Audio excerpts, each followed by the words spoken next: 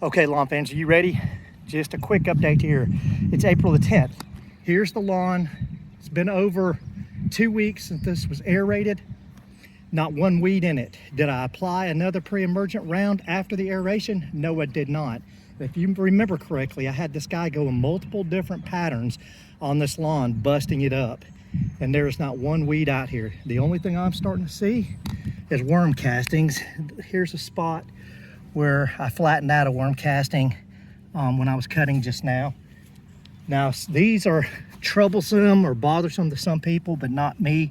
To me, that's just a natural aerator that's in the ground, the worm itself. As long as they're moving through and they're digging in the soil up underneath the surface, I'm fine with it. I'll come through and knock these down, these mounds down. Doesn't bother me. But back to the pre-emergent round. I didn't do one this year. He tore this yard up. And so I believe that the pre-emergent is in the soil. The pre-emergent is not on top of the soil or at the top surface of the soil that is broken when you aerate, in my opinion. So he came through here, he busted this up, and I've still got good results going on. Overcast day right now, so I hope you can pick that up. But even over on the side piece, no weeds, no POA, no broadleaves, no nothing.